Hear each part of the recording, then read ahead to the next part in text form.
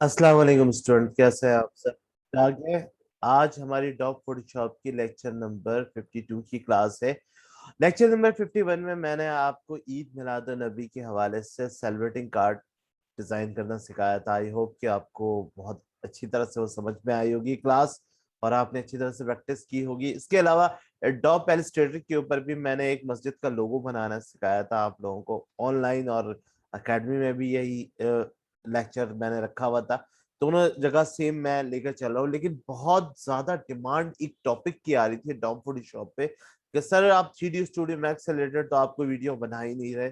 मैंने last video बनाई थी 3D स्टूडियो मैक्स पे, कैप पे, तो मैंने आपको कहा था भाई मैं स्टूडियो मैक्स पे पूरी एक क्लास आपको करवाऊंगा, आप फिक्र ना करें, क्योंकि हमारी मीडिया डेवलपमेंट की एक पूरी सीरीज चल रही है। यानी पहले हमने एडोब फोटोशॉप को कंप्लीट किया, फिर एडोब फोटोशॉप से रिलेटेड और भी मजीद चीजें जैसे जैसे मुझे टाइम मिलता है। मैंने आपसे वादा किया था आप लोगों से कि जब जब मेरी छुट्टी पे होगी घर पर हूंगा, मैं इंशाल्लाह आप लोगों के लिए एडोब फोटोशॉप की प्रोजेक्ट बेस्ड वीडियो जरूर बनाऊंगा, क्योंकि अभी एकेडमी में भी और ऑनलाइन स्टूडेंट्स के लिए मैं एडोब इलस्ट्रेटर की क्लास स्टार्ट हुई हुई है हमारी, यानी कि सेकंड मीडिया डेवलपमेंट में हमारी एंड जो हमारा कोर्स था वो एडोब इलस्ट्रेटर है, जो कि टोटल वेक्टर बेस्ड ग्राफिक्स है। उस पे हमारी इनिशियल क्लासेस आपकी चल रही है, लेकिन अब प्रोजेक्ट बेस्ड क्लासेस के ऊपर भी हमने स्टार्ट कर दी है। उसके बाद फिर हम एडोब आफ्टर इफेक्ट्स पे आएंगे, फिर प्रीमियर पे आएंगे, फिर स्टूडियो मैक्स।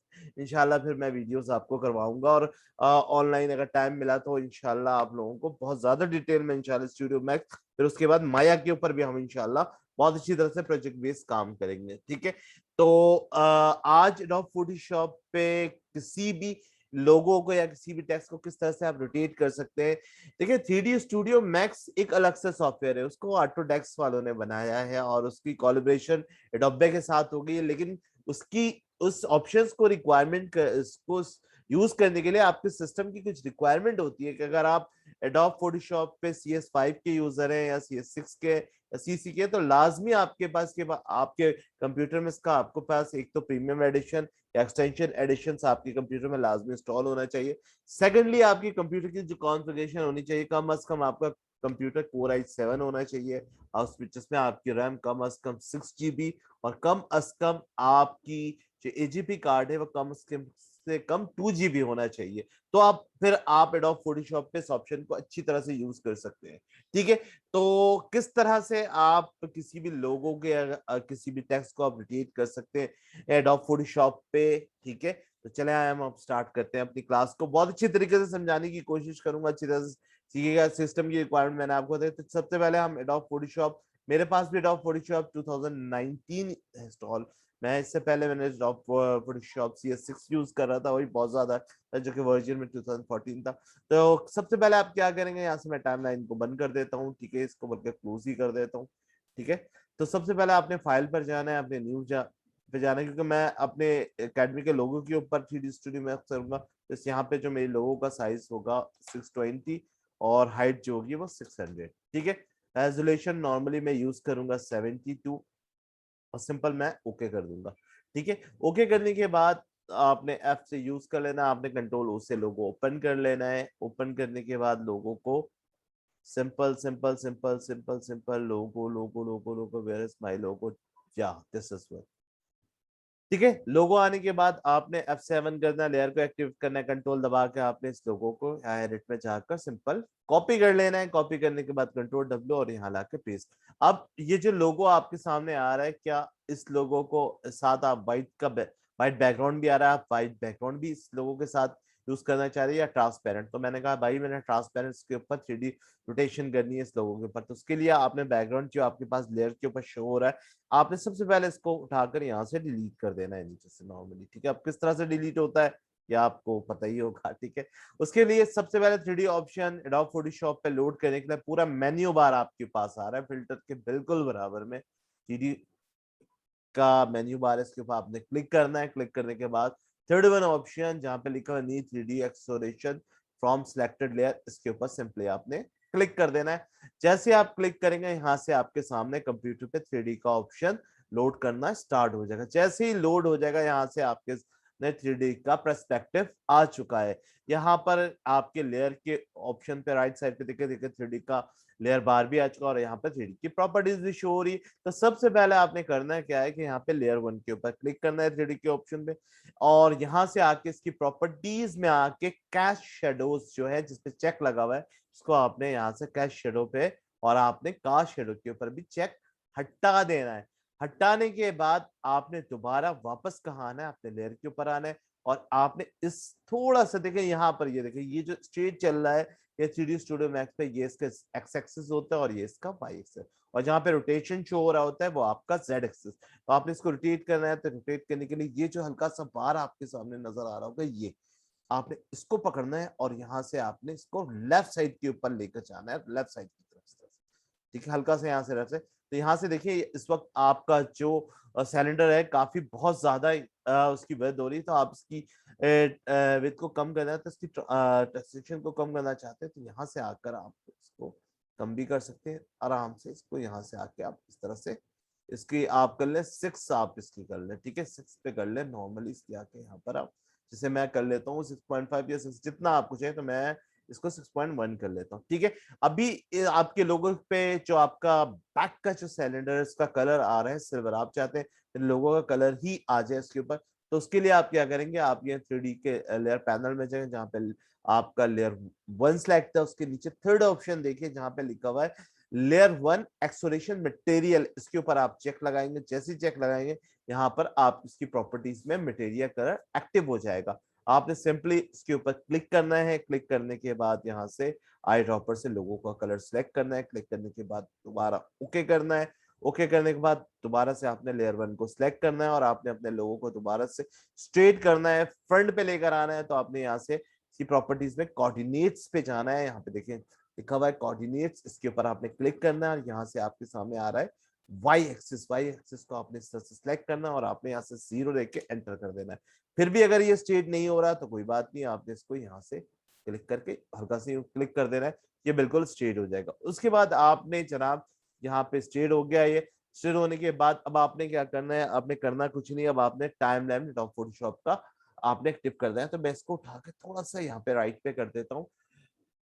टाइमलाइन एक्टिव करने के लिए आपने विंडोज के मेन्यू पे जाना है और नीचे आके जनाब आपने सिंपली टाइमलाइन के ऊपर क्लिक कर देना है। जैसे आप टाइमलाइन के ऊपर क्लिक करेंगे, क्लिक करने के बाद थोड़ा सा ऊपर की तरफ ले लें, यहाँ पर आपके पास क्रिएट वीडियो टाइमलाइन है, इसके ऊपर आपने चेक लगाना है। चेक लगाने के बाद जहाँ पे आपका लेयर 1 आ रहा है, लेयर 1 का आपका टाइमलाइन एक्टिवेट है, आपने यहाँ लेयर 1 के, ठीक है, स्क्रॉल बार को डाउन करना है, ठीक है, क्लिक करना है। यहाँ से क्लिक करने के बाद यहाँ से इसके स्क्रॉल बार करके नीचे आना है और यहाँ पे आपके पास आ रहा होगा लास्ट में 3D मैश। यहाँ से 3D मैश को आपने एक्टिव करना है। एक्टिव करने के बाद जहाँ पे आपका लिखा हुआ आ रहा है लेयर 1, आपने इसके ऊपर क्लिक करना है, ठीक है। क्लिक करने के बाद यहाँ पर आपका एक्टिव हो चुका है एनिमेशन। यहाँ से आपने इसके स्क्रॉल को उठाकर आपने यहाँ पर 2 तक लेकर आना है, तो आपने 2 पे क्लिक करना है। 2 पे आने के बाद यहाँ पर आपने आना है इस जगह पर, देखिए यहाँ पे जहाँ पे रोटेट शो हो रहा है, यहाँ पे इस जगह पर आके आपने शिफ्ट दबाना है। शिफ्ट दबा के आपने इसको राइट साइड की तरफ इस तरह से लेकर आके आपने आके इसको बिल्कुल इस तरह से रोटेट कर देना, रोटेट करके आपने छोड़ देना है, ठीक है। उसके बाद दोबारा आपने इसको टूल से हटा के दोबारा आपने कहाँ करना है, आपने आ जाना है 4 पे। 4 पे करने के बाद दोबारा से आपने क्या करना है, शिफ्ट यहाँ पर आना है, यहाँ पर आके देखिए ये रोटेट आ रहा है, शिफ्ट को होल्ड कर देना है और इसको दोबारा से यहाँ पे आके इस तरह से नॉर्मली 180 डिग्री पे आपने इसको आके इस तरह से स्ट्रेट आकर आपने इसको स्ट्रेट करके इस तरह से आपने छोड़ देना है, ठीक है। इस तरह से नॉर्मली करके आपने छोड़ देना है।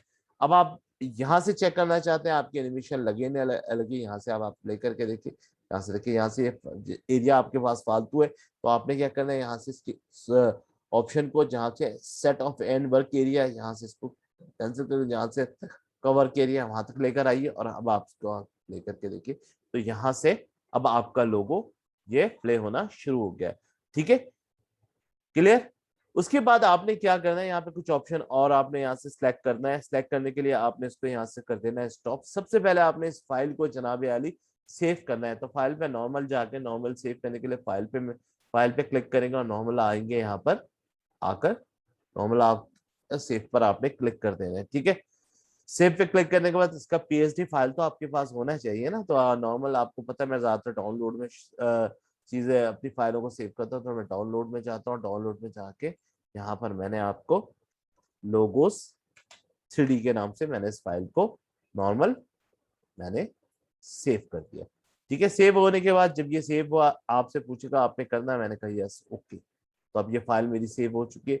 सेव होने के बाद अब कुछ काम आपने आपने यहाँ से और एक्टिव करवाने, देखें यहाँ से एक्टिव हो चुका है। ठीक है, उसके बाद आपने इस लोगो को आपने यहाँ से स्ट्रेट रख लेना है।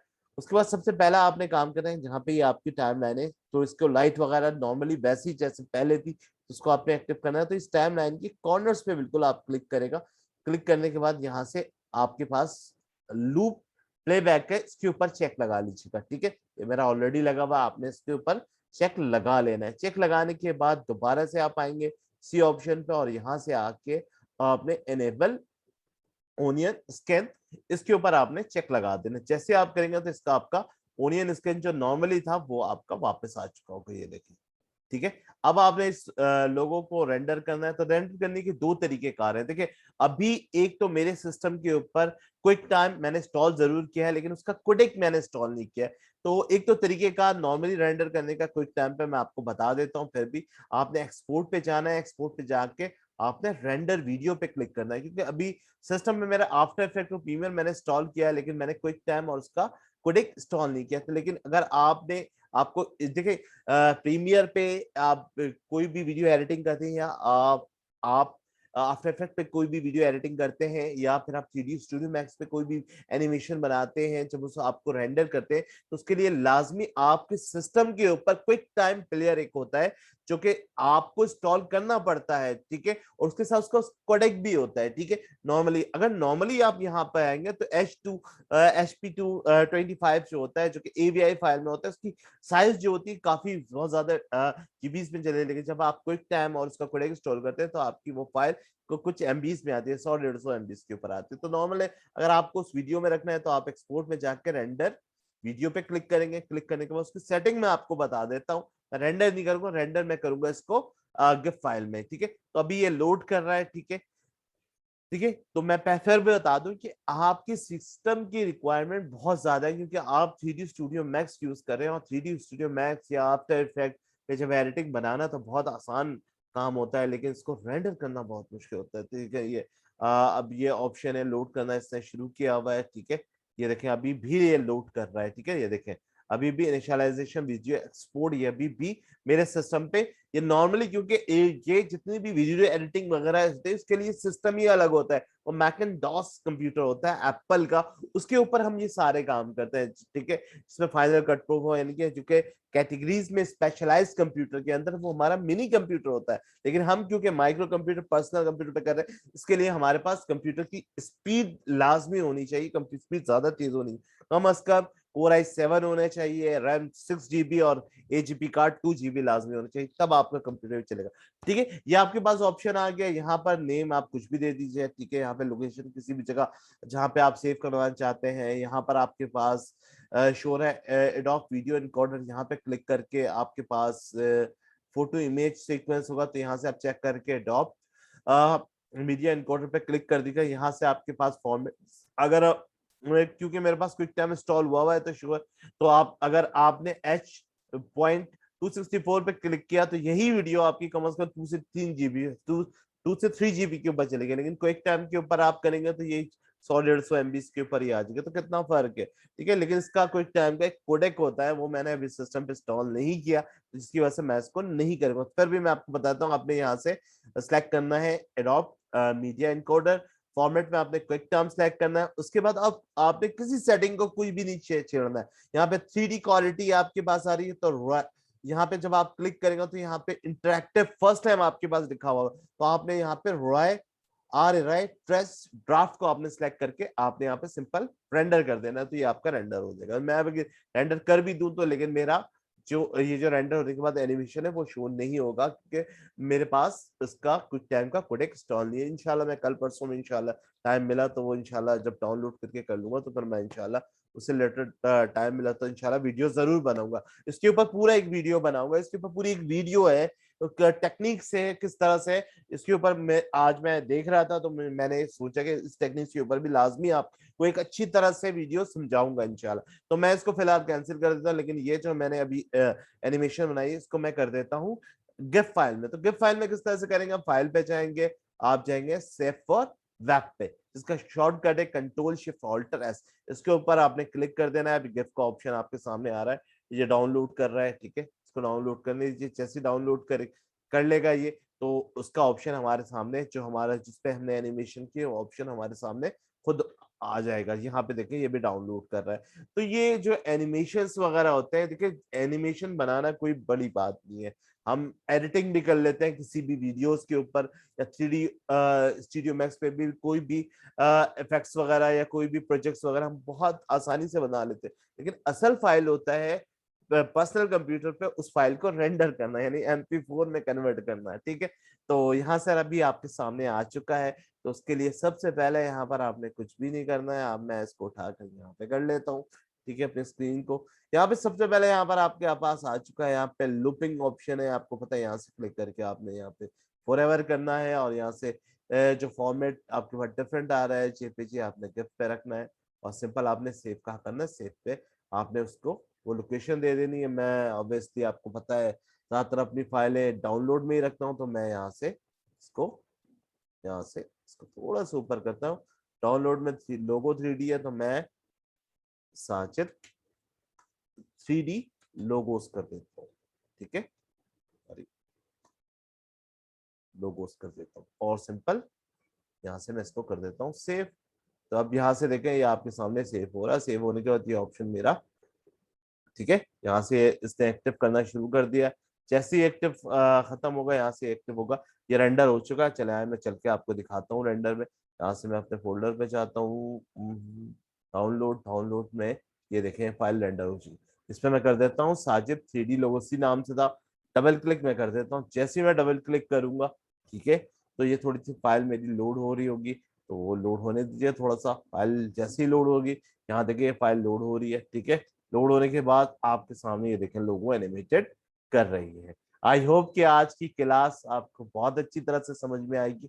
आज हमारी डॉग फोटोशॉप में लेक्चर नंबर 52 था, और आज 52 की क्लास में जैसे कि आप लोगों की बहुत ज्यादा डिमांड थी कि सर आप 3D स्टूडियो मैक्स से रिलेटेड कोई वीडियो ही आप नहीं बना रहे फोटोशॉप के ऊपर, तो ले जनाब मैंने आज आपको बना दिया, और मैंने आपको सारी डिटेल भी आज की क्लास में बना दी। आई होप कि आपको ये चीजें समझ में आई होंगी, ठीक है। इस क्लास से रिलेटेड कोई भी चीज आपको समझ में नहीं आती है, या कुछ भी अगर आपको नहीं समझ में आया, या और भी कोई अच्छी वीडियो अगर आप एडोब फोटोशॉप पे चाहते हैं कि मैं बनाऊं आपके लिए प्रोजेक्ट बेस, तो आप लाजमी मुझसे पूछे। अपना बहुत ज्यादा ख्याल रखिएगा, मुझे अपने दुआओं में याद रखिएगा।